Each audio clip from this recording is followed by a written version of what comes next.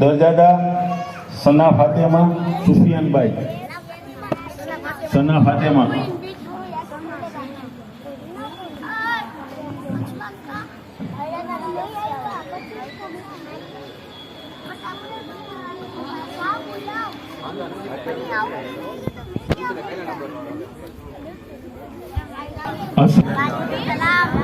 મિત્રો, પહેલા તો તમને સૌને બધાને વેલકમ છે.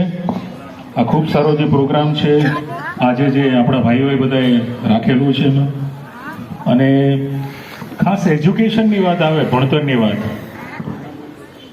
તો સૌથી મહત્વની થઈ જાય છે.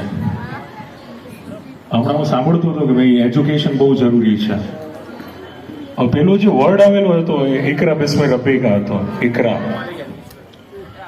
હવે સમજવાની એ જરૂર છે કે ભાઈ ઇકરા, જ્યારે અલ્લાહે એમ કીધું કે ભણો સમજો, ત્યારે કુરાન તો હજી હતું નહીં. આ વિશે બરાબર ને? કુરાન એના પછી નાઝિલ થયું. તો આપણે શું સમજવાનું હતું, અથવા આપણે કયું એજ્યુકેશન લેવાનું હતું? તો આપણે દીનનું અને દુનિયાનું બધાનું લેવાનું હતું. અને એજ્યુકેશન ખાલી પુસ્તકોમાં નથી, એજ્યુકેશન હરેક વસ્તુમાં સમાયેલું છે, જો આપણે લેવા માટે તૈયાર હોઈએ તો.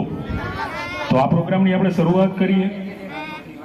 હું બધા આપણા સમાજના જે ખાસ એજ્યુકેટેડ લોકોને વેલકમ કરીશ. ડૉક્ટર તારીક સાહેબ, ભાઈ તાલીઓ પાડવી જોઈએ. આપણે અહીંયા જે વડીલો બેઠા છે એના માટે તાલીઓ પાડવી જોઈએ. પછી આપણી જે કોમના જે પ્રમુખ સાહેબ જાન મોહમ્મદભાઈ, એમને વેલકમ કરીએ. ફારૂકભાઈ શંકર ટેકરીવાળા જે આપણા છે વડીલ, એને વેલકમ કરીએ. અબ્બાસભાઈ જે છે વડીલ આપણા મુરબ્બી, એમને વેલકમ કરીએ. રફીકભાઈ અમારા ખાસ મિત્ર, એમને વેલકમ કરીએ. તમારા જ એરિયાના છે ભાઈ, એના માટે તાલીઓ વધારે હોવી છે ને. ઉમરભાઈ પટેલ, એમને વેલકમ કરીએ છીએ આપણે. હાજી અબુભાઈ, એમને વેલકમ કરીએ છીએ. હાજી યુસુફભાઈને વેલકમ કરીએ છીએ.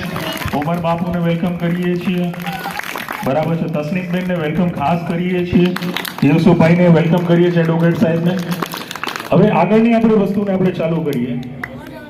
પરવીનબેન પોલીસ જે છે, પરવીનબેન, એમને ખાસ આપણા સમાજનું નામ ખૂબ આગળ વધાર્યું અને આપણા માટે ખરેખર એક પ્રેરણા સ્ત્રોત હોય, એમને આપણે વેલકમ કરીએ છીએ.